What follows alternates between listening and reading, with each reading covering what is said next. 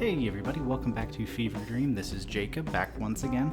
Before we get started, I just want to give a quick spoiler alert. We're going to be talking about a bunch of stuff that could spoil up to current Dandadan manga chapters. If you're an anime only, get out of here, unless you want to get spoiled.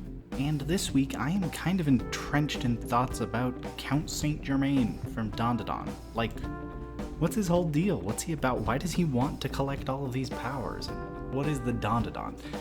I doubt we're going to answer any of these questions today, but I'm sure going to take a deep look at them. One thing that got me started on this whole rabbit hole was thinking about the mechanics of how stealing these powers actually works. From what we've seen, the victim needs to concede to the wielder of one of these knives made from the cursed sword Asura in order for them to be able to successfully extract their powers. And it doesn't look like that necessarily needs to be in combat, as Count Saint Germain, or Germain at the time, tries to make Okarun concede with facts, though something caused him to stop and not go through with the actual attempted extraction of powers. Of course, this is an excellent time for Okarun to now be without powers, so I suppose that's good, but we don't really know why he stopped at the time and didn't even try to. Maybe somehow he sensed that Okarun didn't have his powers anymore. Either way, doesn't really matter for the purposes of what I'm thinking about right now. But what if Count Saint Germain, or someone else wielding one of those special knives, were to try and steal Aira's powers? Would she just straight up die? Yeah, I mean, she was absolutely dead, and the only thing that brought her back to life, and presumably is keeping her alive, were the powers of Acrobatic Silky. So, would taking the powers from her result in her just dying on the spot? Could she be brought back to life if you gave her back the powers? Can you transfer those powers? How exactly does that even work? Honestly, there are just a lot of questions going on with him. But while I was thinking about all that, I started wondering why Count Saint Germain is named that. Because the Count of Saint Germain was a real person. There are many musical works attributed to him, in addition to some pieces of literature, like poems and I think a book or two. He's a very real person, and so naming one of the main characters, particularly someone who seems to be shaping up to be a main antagonist, after him in Dandadan seems to be quite significant. I started looking into it, of course, and it seems like Count Saint Germain is actually very important in some very strange religious theosophical organizations that have cropped up over time.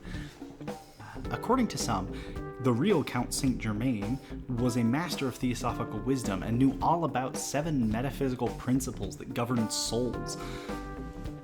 I don't really know where these people are getting the idea that Count Saint Germain was some sort of spiritual genius. But it's interesting that this guy in Dandadan is named after a figure who just seemingly has some incredibly important religious connections.